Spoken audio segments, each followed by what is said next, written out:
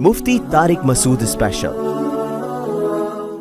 پیر کسے کہتے ہیں، یعنی پیر میں کون سی خوبی ہونی چاہیے؟ دیکھو، نبی صلی اللہ علیہ وسلم سے کے ہاتھ پہ دو طرح کی بیعت ہوتی تھی، ایک جہاد کی بیعت ہوتی تھی، ایک اصلاح کی بیعت ہوتی تھی۔ جہاد کی بیعت کا بھی قرآن میں ذکر، اور ایک اعمال کی بیعت۔ اعمال کی بیعت کیا؟ یا ایھا النبی اذا جاءک المؤمنات یبایعنک، اے نبی جب آپ کے ہاتھ پہ مومن عورتیں آ کے بیعت کریں، علی اللہ یشرکن باللہ شیئا، اعمال پہ بیعت ہو رہی ہے۔ نمبر ایک، اللہ کے ساتھ شریک نہیں کریں گی، لا یسرقنا، چوری نہیں کریں گی، لا یزنینا، زنا نہیں کریں گی، ولا یاتینا ببہتان یفترینہ بین ایدیہن وارجلہن، کسی پر بہتان نہیں لگائیں گی، ولا یعصینک فی معروف، کسی شرعی حکم میں آپ کی مخالفت نہیں کریں گی، فبایعہن، تو آپ ان کو بیعت کر لیا کریں۔ تو صحابہ کس کے ہاتھ پہ بیعت ہوتے تھے؟ بولیں، نبی کے ہاتھ پہ۔ یہ بیعت جہاد کی بھی ہوتی تھی اور اعمال کی بھی ہوتی تھی۔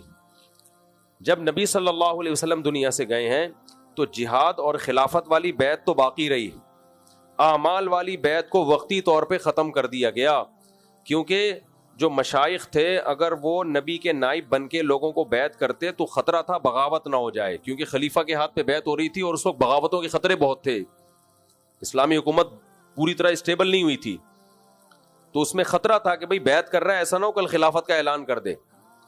تو لیکن جب اسلامی حکومتیں مضبوط ہو گئیں، یہ خطرہ ختم ہو گیا، تو علماء نے اسی بیعت کے عمل کو دوبارہ زندہ کیا کہ لوگوں سے جہاد پہ یا خلافت پہ بیعت لینا خلیفہ کا کام ہے، حاکم وقت کا کام، وہ علماء نہیں کریں گے، وہ کون کرے گا؟ حاکم وقت، اس کے ہاتھ پہ بیعت۔ لیکن اصلاح کی بیعت کون کرے گا؟ بزرگان دین اور علماء کرام۔ تو یہ سلسلہ اس وقت سے چلتا آ رہا ہے، اب تک امت میں زندہ ہے کہ علماء پھر وہ اجازت دیتے تھے کہ ہمارے بعد اس کے ہاتھ پہ بیعت کر سکتے ہو، ان کو لگتا تھا کہ یہ نیک ہے تو یہ اصلاح بھی کر سکتا ہے تو اس کے ہاتھ پہ۔ تو یہ سلسلہ، اس میں فراڈی بھی بہت آئے، دو نمبر پیر بھی بہت آئے اس میں، لیکن ایسا نہیں ہے کہ سارے ہی غلط ہو گئے۔ تو یہ سلسلہ اب تک ہے۔ میں بیعت تھا حضرت مفتی رشید احمد صاحب رحمہ اللہ سے، اگر میں ان سے بیعت نہ ہوتا تو جو ٹوٹی پھوٹی خدمت اللہ دین کی مجھ سے لے رہا ہے، یہ ایک سوال ہی پیدا نہیں ہوتا تھا، خود بھی گمراہ ہوتا، آپ کو بھی گمراہ کر دیتا میں۔ تو حضرت مفتی رشید احمد صاحب بیعت تھے مولانا عبد الغنی پھول پوری سے، وہ بیعت تھے مولانا شرف علی تھانوی سے، یہ سلسلہ حاجی امداد اللہ مہاجر مکی سے ہوتا ہوتا ہوتا ہوتا بہت پیچھے تک جاتا ہے یہ۔ تو یہ اس وقت وہاں تک جاتا ہے جب مشائخ نے اس بیعت کے عمل کو زندہ کیا تھا۔ تو اس کے فائدے بہت ہیں، لیکن بیعت ہونا کس سے، یہ بہت امپورٹنٹ چیز ہے۔ نمبر ایک، اسے پہلے بزرگ سے خلافت ملی ہو، اجازت بیعت ملی ہو، اپنے بارے میں خود نہ کہتا ہو کہ میرے ہاتھ پہ بیعت کرو، بلکہ اس کو پہلے جو سلسلہ چلا آ رہا ہے مشائخ کا، ان میں سے کسی سلسلے سے اجازت ملی ہو، یعنی انہوں نے اس پر اعتماد کیا ہو، ایک بات۔ نمبر دو، اس توحید پرستو مشرک بولو نا، آج کتنے ہمارے پیر کو غیب کا علم ہے، ہمارے پیر کو سب پتہ چل جاتا ہے، پیر کے باپ کو بھی کچھ نہیں پتہ چلتا۔ پیر بھی میرے اور آپ کی طرح کا انسان ہے، بشر ہے۔ مشرکین نبی سے آ کے کہتے تھے آپ چشمہ جاری کریں، آپ یہ کریں، آپ نے فرمایا قل سبحان ربی هل كنت الا بشرا رسولا، اللہ ہر عیب سے پاک ہے، وہ سب کچھ کر سکتا ہے، میں نے کب دعویٰ کیا کہ میں خدا ہوں؟ میں بشر ہوں، میں انسان ہوں، تو انسان تھوڑی یہ سب کچھ کر سکتا ہے۔ وہ کہتے تھے غیب کی باتیں بتائیں، آپ نے فرمایا اگر لو كنت اعلم الغیب لاستكثرت من الخیر، مجھے غیب کا پتہ ہوتا مجھے تو کوئی مصیبت ہی نہ پہنچتی۔ سمجھ میں آ رہی ہے بات کہ نہیں آ رہی؟ تو پیر کیا ہوتا ہے؟ وہ کوئی ہوائی آسمانی مخلوق نہیں ہوتا، وہ میری اور آپ کی طرح کا کیا ہوتا ہے؟ بولتے کیوں نہیں، منہ سے پھوٹتے کیوں نہیں؟ انسان ہوتا ہے، بشر ہوتا ہے، اسے کچھ بھی نہیں پتا ہوتا بیچارے کو، کب کیا ہوگا، مرے گا کب، زندہ کب ہوگا، کیا ہو رہا ہے مارکیٹ میں، اخبار پڑھے گا تو پتا چل جائے گا، اخبار نہیں پڑھے گا تو پتا نہیں چلے گا۔ تو لوگ پیر کو سمجھتے ہیں کوئی اور ہی مخلوق ہے، وہیں سے معلومات لے کے پارسل ہو رہی ہیں یہاں، کوئی مخلوق نہیں، عجیب سی میرے اور آپ کی طرح کا ایک سادہ سا انسان ہے، بس، اور کچھ بھی نہیں ہے۔ تو نیک ہے، لہذا آپ اس کے ہاتھ پہ کیا ہو رہے ہیں؟ بیعت ہو رہے ہیں۔ نیک بھی ہے اور مصلح بھی ہے۔ مصلح کا مطلب یہ ہوتا ہے کہ نیک بنانا جانتا بھی ہے، تربیت کرنا جانتا ہے۔ بعض لوگ تربیت یافتہ ہوتے ہیں، تربیت دینا نہیں آتی۔ دیکھو فوج میں سب ٹریننگ حاصل کرتے ہیں، لیکن جو نئے کیڈٹ بھرتی ہوتے ہیں نا, ان کے لیے, ان کو ٹریننگ دینے کے لیے ہر ایک کی سلیکشن نہیں ہوتی, ٹریننگ دینے کے لیے الگ بندے ہوتے ہیں. سمجھ میں آ رہی ہے بات کہ نہیں آ رہی؟ کتنے لوگ باڈی بلڈر ہوتے ہیں, فزیکل فٹنس بہت اچھی ہوتی ہے, لیکن وہ فزیکل فٹنس کے ٹیچر نہیں ہوتے, وہ ٹیچنگ کے لیے الگ کورسز کرنے پڑتے ہیں. تو یہاں بھی یہی ہے, بہت سے لوگ نیک ہوتے ہیں لیکن وہ لوگوں کو نیک بنانا جانتے نہیں ہیں, لوگوں کی اصلاح کرنے کی ان کو تربیت نہیں ہوتی. تو ایسے آدمی جو نیک بھی ہو, نیک کا مطلب عقیدہ بھی صحیح ہو اور کسی بدعتی نہ ہو, سب سے اہم بات یہ, اس کا ہر عمل کہاں سے ثابت ہو؟ سنت سے, صحیح حدیث سے ثابت ہونا چاہیے, کسی ایسے عمل پہ نہ ڈال رہا ہو جو سنت کے خلاف ہو. تیسری چیز یہ کہ کبیرہ گناہ پہ اصرار نہ ہو, اصرار علی الکبیرہ کا مرتکب نہ ہو. کبھی کسی سے گناہ ہو گیا, توبہ کی توفیق مل گئی, وہ سب بشر سے, ہر بشر سے ہو سکتا ہے, لیکن اس پہ اصرار نہ ہو. کبیرہ گناہ کا مرتکب ایسا نہ ہو کہ گناہ ہو رہا ہے تو ہوئے ہی چلے جا رہا ہے اور توبہ نہیں کرتا اس سے. تو یہ چند شرطیں جس میں پائی جائیں گی تو اس سے بیعت ہونا جائز ہے. لیکن بیعت کر کے کرنا کیا ہے؟ شریعت کے معاملات میں اس کی اطاعت کرنی ہے جو تربیت سے متعلق ہے. مسئلہ اس سے نہیں پوچھنا. مسئلہ کس سے پوچھنا ہے؟ مفتیان کرام سے. سمجھ میں آ رہی ہے بات کہ نہیں آ رہی؟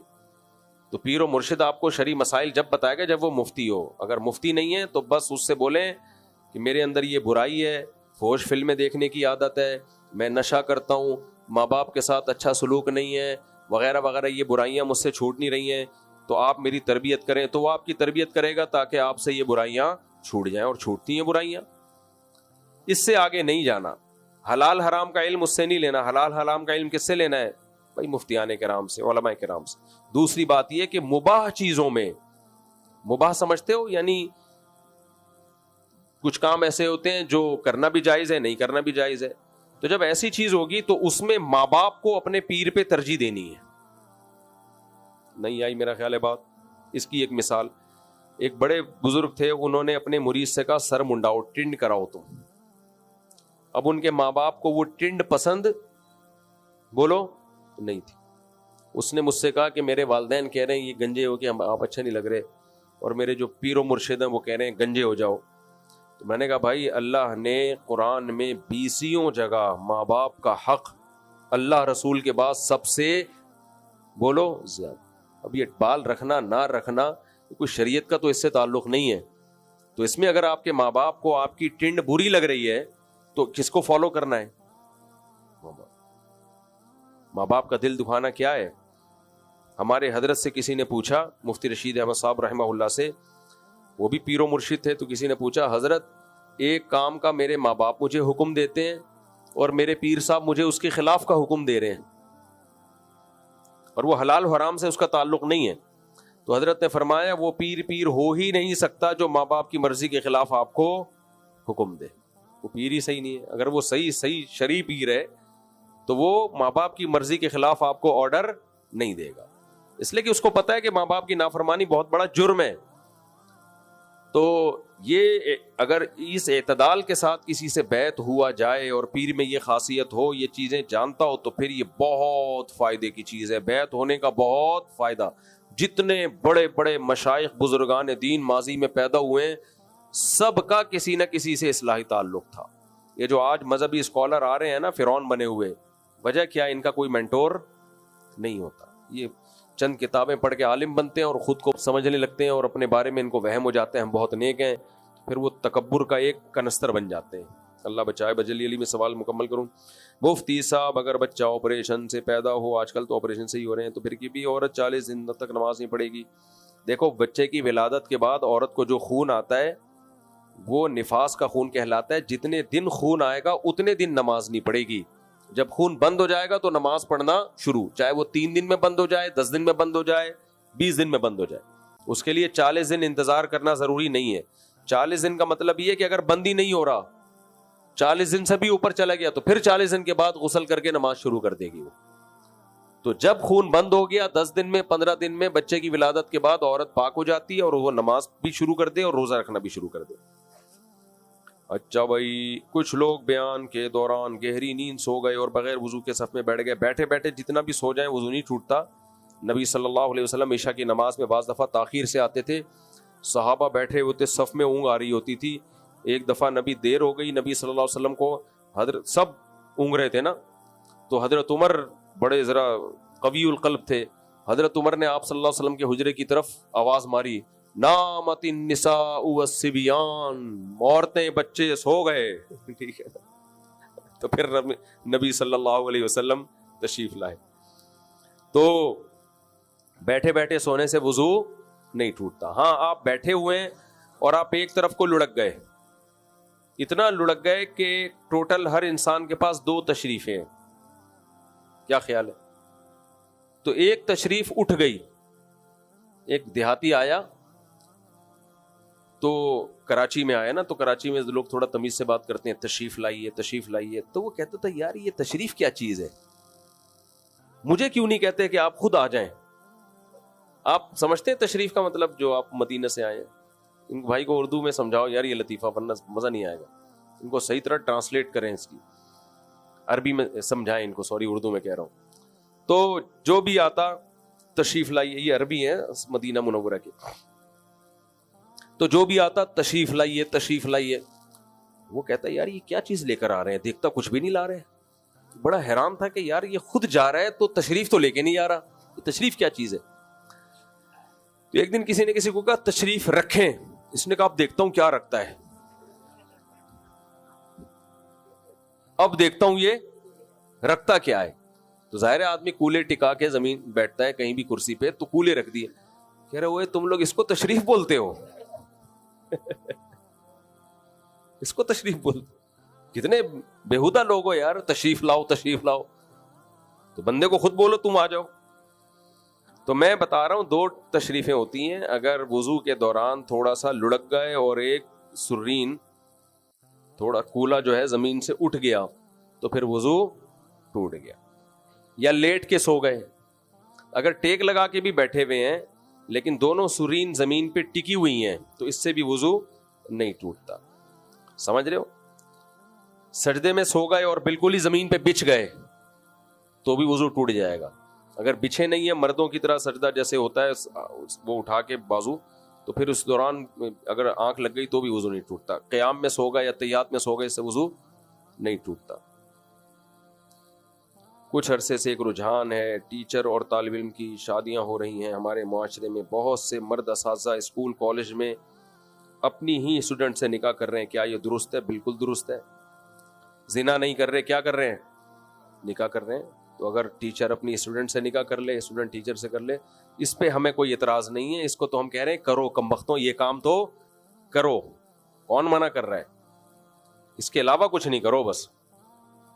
یہ تو اچھا ہے یار, نمٹیں اس طریقے سے شادیاں ہوں. لوگ کہتے ہیں لو اپنی ٹیچر تھے اپنی اسٹوڈنٹ سے نکاح کر لیا. اسٹوڈنٹ تو بیٹیوں کی طرح ہوتی ہے, نہیں ہوتی. اسی سے پتہ چلتا ہے کہ بیٹیوں کی طرح نہیں ہوتی. لہٰذا اسٹوڈنٹ کو چاہیے اپنے ٹیچر سے پردہ کرے, فیمیل اسٹوڈنٹ کو چاہیے, سمجھنے, کیونکہ کبھی بھی اس کا دل آ سکتا ہے. پردہ کرے اور اگر پسند آ رہا ہے تو نکاح کا پیغام بھیجے, شادی کرے. تیسرا کوئی آپشن بولو نہیں. اور 4 ٹیوشن پڑھانے کی اجازت ہے اسلام میں.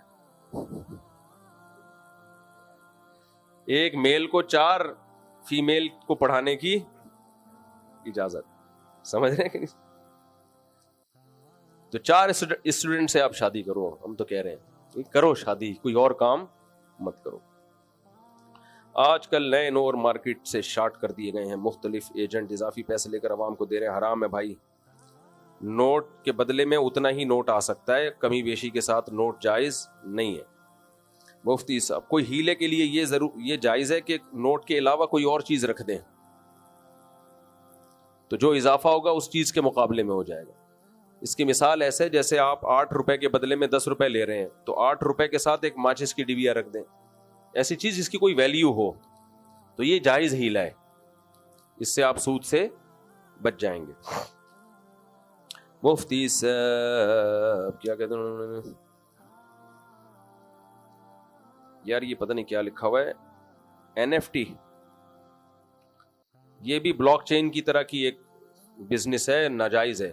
آپ 4-5 آدمیوں کو کوئی چیز بیچتے ہیں, ان کا کمیشن آپ کو ملتا ہے اور پیسے بھی ملتے ہیں, پھر وہ 4-5 آگے لوگوں کو بیچتے ہیں, تو جتنوں کو وہ ملٹیپلائی ہوتا چلا جائے گا, آپ کو ہر ایک کا کمیشن آتا چلا جائے گا.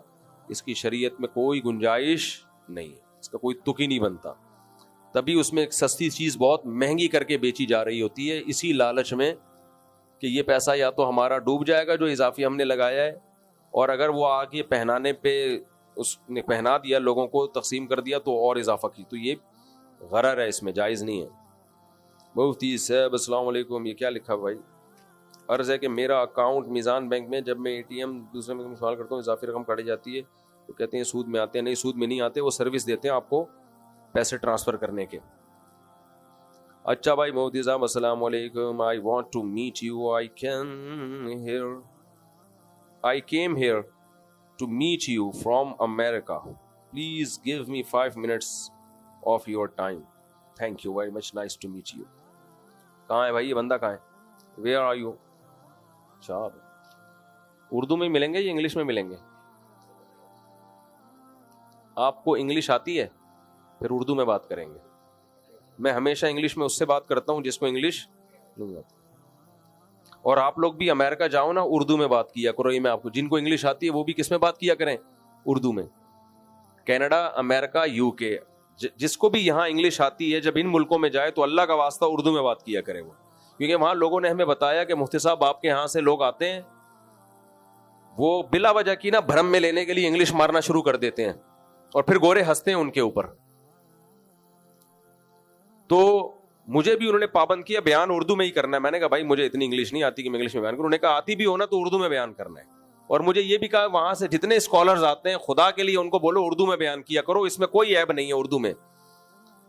کیونکہ کہتے ہیں جب وہ یہاں سے آ کے جو وہاں بڑے فنٹر سمجھے جاتے ہیں نا, انگلش میں ٹھش پش کر رہے ہیں لوگ, بڑے سلوٹ کرتے ہیں, کہتے ہیں یہاں آ کے کوئی سلوٹ نہیں کرتا, ان کو ہنستے ہیں. تو اس لیے میں پہلے پوچھ لیتا ہوں انگلش آتی ہے, اگر آتی ہے تو پھر اردو میں بات کروں گا, نہیں آتی تو پھر ہم بھی انگلش میں بات کریں گے آپ سے, سمجھ رہے ہیں؟ ان کو چونکہ انگلش آتی ہے اس لیے ہم بات کس میں کریں گے؟ اردو میں بات کریں گے, کیونکہ آپ کو انگلش آتی ہے نا, تو میں اردو میں بات کروں گا. اور کون ہے؟ اور بھی کوئی تھا؟ آپ پہلے بھی ملے ہوئے لگ رہے ہیں مجھے. اچھا بھائی مفتی صاحب, میں شادی شدہ نہیں ہوں, پھر بھی میرا, او بھائی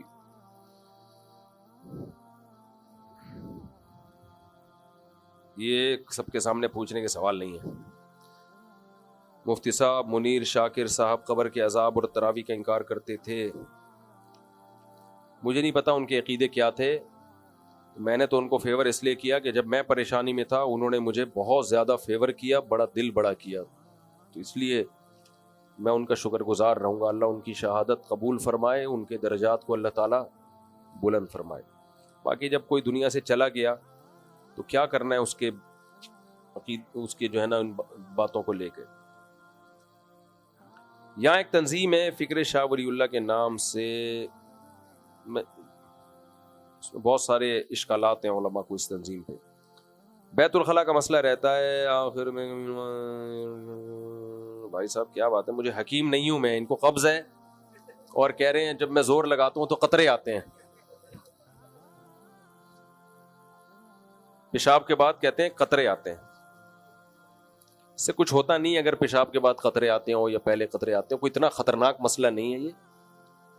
بعض حکیم بہت بتا دیتے ہیں جیسے پتہ نہیں کیا ہو گیا, کچھ بھی نہیں ہوتا اس سے. بہرحال علاج کرا لو کسی سمجھدار ڈاکٹر یا حکیم سے, لیکن یہ کوئی اتنی خطرناک بیماری نہیں ہے کہ کوئی بہت ہی کوئی مسئلہ ہو جاتا ہو اس سے. آپ کی رائے میں انگریزی میں کون سے قرآن کی تفسیر سب سے بہتر ہے؟ مفتی تقی عثمانی صاحب کی تفسیر بہت آسان بھی ہے اور بہت بہتر بھی ہے. شادی میں لڑکی والوں کی طرف سے کچھ بھی دینا جائز ہے کیا؟ آپ نے فرمایا شادی منانا جائز نہیں. میں نے تو نہیں کہا کہ شادی منانا جائز نہیں. لڑکی والے دینا چاہیں تو کیا کریں, دے دیں. تو آپ ان کو منع کر دو ہمیں کچھ نہیں چاہیے, پھر بھی دے دیں تو رکھ لو. زیادہ فنٹر بننے کی کوشش مت کرو. پاکستان میں کعبے کی طرف پاؤں یا پیچھے قرآن ہونا حرام سمجھا جاتا ہے. دیکھو یہ اختلافی مسئلہ ہے کہ کعبے کی طرف پاؤں کرنا جائز ہے یا نہیں ہے. عرب علماء کہتے ہیں جائز ہے, اور وہ کہتے ہیں اس کے ناجائز ہونے کی کوئی دلیل نہیں ہے. ہمارے ہاں بر صغیر کے علماء کہتے ہیں ناجائز ہے کیونکہ اس کے جائز ہونے کی کوئی دلیل نہیں. سمجھ میں آ رہی ہے بات کی نہیں؟ تو یہ سوچ کا فرق ہوتا ہے. اب عرب علماء کہتے ہیں جائز ہے کیونکہ ناجائز ہونے کی کوئی دلیل نہیں. ہم یہ کہتے ہیں کہ قرآن مجید میں اللہ تعالیٰ نے شاعر اللہ کی تعظیم کا، اس کو رسپیکٹ دینے کا حکم دیا ہے. سمجھ میں آ رہی ہے بات؟ اللہ نے کیا حکم دیا؟ وَمَن يُعَظِّمْ شَعَائِرَ اللَّهِ، جو اللہ کے شاعر کی تعظیم کرتا ہے فَإِنَّهَا مِن تَقْوَى الْقُلُوبِ، یہ دل کے تقوی کی علامت ہے. تو اللہ نے جب آرڈر دے دیا کہ شاعر اللہ، تو شاعر اللہ میں تو سب سے بڑا بیت اللہ ہے، تو بیت اللہ کی تعظیم تو کرنی پڑے گی. اب ہم یہ کہتے ہیں کہ جب قرآن نے بتا دیا کہ تعظیم بیت اللہ کو رسپیکٹ دینا فرض ہے، لازم ہے، تو اب ایک ایک چیز میں نہیں قرآن بتائے گا کہ یہ بھی نہ کرو یہ بھی نہ کرو. ہر وہ چیز جو عرف میں توہین سمجھی جاتی ہے عرف میں، تو وہ بیت اللہ کے ساتھ بھی وہ عمل جائز نہیں ہوگا. آپ اپنے والد کے سامنے کبھی پاؤں پھیلا کے اس کی طرف پاؤں کر کے نہیں بیٹھ سکتے. اب آپ اپنے ابا کی طرف پاؤں کر کے بیٹھے ہوئے ہیں، ابا کو آیا غصہ، ابا نے کہا یہ کیا کر رہے ہو؟ آپ جواب میں کہیں ابا اس پر کوئی صحیح حدیث نہیں ہے کہ ابا کی طرف پاؤں کرنا ناجائز ہے. ابا اس دلیل کو مان لے گا؟ ابا کہے گا اللہ نے حکم دیا نا ماں باپ کا احترام کرو، آپ کہیں گے ہاں. تو بیٹا یہ احترام کے خلاف ہے. ہر وہ چیز جو احترام کے خلاف، عرف میں احترام کے خلاف سمجھی جاتی ہے، وہ شرعن کیا ہوگی؟ ناجائز ہوگی. تو پاؤں کرنا تو 100% بیت اللہ کے تعظیم کے خلاف ہے. 100%، اس میں دو رائے نہیں ہو سکتی. بیت اللہ کی طرف تھوکنے سے نبی نے منع کیا رخ کر کے، تو پاؤں کرنا بھی یقیناً توہین ہی ہے. تو اس میں دلیل اس سے نہیں پوچھی جائے گی کہ اس کے ناجائز ہونے کی کیا دلیل ہے، دلیل اس سے پوچھی جائے گی جو کہے اس کے جائز ہونے کی کیا دلیل ہے. البینۃ علی المدعی، دلیل مدعی کے ذمہ ہوتی ہے. باقی نبی صلی اللہ علیہ وسلم نے جو بیت اللہ کی طرف پشت کیا کرتے تھے وہ اس لیے جائز ہے، وہ نبی نے اس لیے اس کی اجازت دی کہ وہ اس میں حرج ہے. ایسی تعظیم جس میں انسان حرج میں واقع ہو جائے وہ شریعت میں پسندیدہ نہیں ہے. ایک تعظیم اور احترام ایک لمٹ میں ہوتی ہے نا. بہت حرج میں، اب بیت اللہ کی طرف پیٹ کرنا بھی ناجائز ہو جاتا. وہ تو لاکھوں لوگ حج کرتے ہیں، بھی بندہ پہنچا ہوا ہے تو وہ کون پشتی نہیں کریں گے؟ تو یہ تو بڑا مسئلہ ہو جائے گا. جہاں ضرورت ہو وہاں جائز ہے. تو نبی صلی اللہ علیہ وسلم نے بیت اللہ کی طرف پشت کی ہے تاکہ لوگوں کو پتہ چلے یہ جائز ہے. تو پشت کرنا جائز ہے، پاؤں کرنا جائز نہیں ہے. اور جہاں ضرورت ہوگی وہاں پاؤں کرنا بھی جائز ہوگا. جیسے معذور لوگ ہیں، ان کے لیے پاؤں کو فولڈ کر کے نماز پڑھنا مشکل ہے، تو وہ بیت اللہ کی طرف پاؤں پھیلا کے نماز پڑھیں. ہسپتالوں میں کیا ہوتا ہے، بعض دفعہ جو بیڈ ہے پیشنٹ کا اس کا رخ قبلے کی طرف ہوتا ہے، اس کا تو اب مریض کے لیے مجبوری ہوتی ہے، وہ بیڈ چینج نہیں کرنے دیتے، تو وہ ٹھیک ہے، جائز ہے.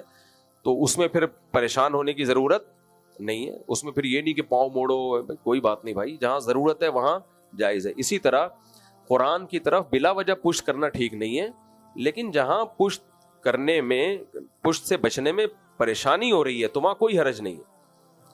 اس لیے یہ جو عرب ملکوں میں ہم نے دیکھا ہے، لوگ پچھلی صف میں بھی قرآن پڑھ رہے ہوتے ہیں تو جائز ہے. یہ لوگ آگے بیٹھے ہوئے ہوتے ہیں، ان کی پشت قرآن کی طرف ہو رہی ہوتی ہے، جائز ہے، کیونکہ یہ ضرورت میں داخل ہے.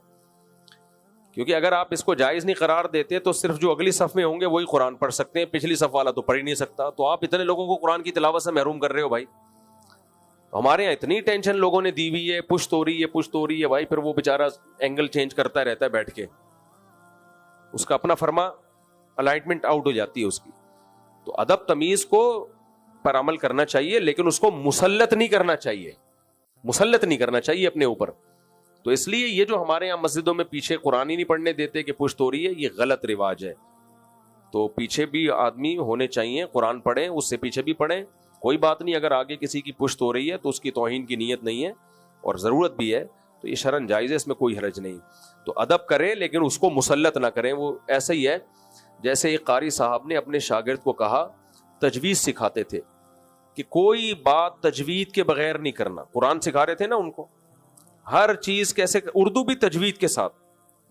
جیسے آپ نے قاری صاحب سے چھٹی لینی ہے تو قاری جی صاحب با پہ قلقلہ بھی ہوگا، قاری جی صاحب مجھے چھٹی چاہیے، پوری تجوید کے ساتھ قاری صاحب نے لوگوں کو ٹرین کیا، بچوں کو. ایک دن کیا ہوا کہ وہ سگریٹ پی رہا تھا، چنگاری آ کے گری قاری صاحب کے کپڑوں پر، اب ہلکی سی آگ لگی، اب وہ آگ پھیلنا شروع. ایسے موقع پہ کیا ہے بھائی، جا کے بجھاؤ، تھپڑ مارو، بجھاؤ اس کو. اور بچوں کی ٹریننگ ہوئی بھی تھی.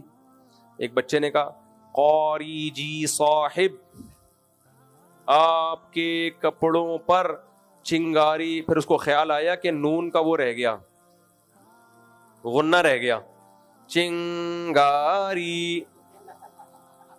قاری صاحب آدھے تباہ ہو چکے تھے. تو بھائی ضرورت کے موقع پہ ادب تمیز نہیں دیکھی جاتی، بلکہ آپ جائیں وہ مارے تھپڑ لگاتے ہیں وہاں. ہمارے فرماتے تھے ایک آدمی کی چائے میں مکھی گر گئی، وہ آپ کے بزرگ ہیں، استاذ ہیں، وہ ادھر باتیں کرتے ہوئے وہ پی رہے ہیں نا، اب خطرہ ہے کہ مکھی جائے گی ان کے پیٹ میں. آپ ادب تمیز سے نحمدہ ونصلی علی رسولہ الکریم بھائی یہ تھوڑی کرو گے، آپ جا کے ان کے ہاتھ ایسے ہٹاؤ گے، منہ میں جا رہا ہے بھائی یہ مکھی جا رہی ہے آپ کے منہ میں، تو اس وقت بدتمیزی کا ثواب ملے گا. سمجھتے ہو کہ نہیں سمجھتے؟ ابا بعض بوڑھے والدین ایسے ہوتے ہیں کہ ان کا دماغ کام کرنا چھوڑ دیتا ہے، وہ دوا نہیں کھا رہے ہوتے، تو ایسے موقع پہ بدتمیزی سے ماں باپ کو دوا پلانی پڑتی ہے. آپ پیو گے لازمی، تھوڑا ڈانٹنا پڑتا ہے، تو یہ ڈانٹ ان کے فائدے کے لیے ہے. دیکھنے میں تو بے ادبی ہے لیکن یہ ادب کا تقاضا ہے، تو وہاں ادب دائیں بائیں کر دو. تو اسی طرح قرآن میں بھی اب ادب کی وجہ سے قرآن کی تلاوت ہی سے ہم محروم. ادب کرنا فرض ہے ہم پر قرآن کا، لیکن اتنا کہ اس میں حرج ہو. ہمارے سامنے نبی کی مثال ہے بھائی، بیت اللہ کی طرف پشت کر کے آپ لوگوں میں بات کرتے تھے. حالانکہ ایسا بھی ہو سکتا تھا کہ بیت اللہ کی طرف رخ کر لیتے، لیکن یہی کہ امت حرج میں پڑے گی. تو یہاں ہمارے یہاں دیکھا ہے لوگ قرآن پیچھے پڑھتے ہی نہیں ہے کہ پیٹھ ہو جائے گی. کوئی بات نہیں یار، پڑھنے دو لوگوں کو.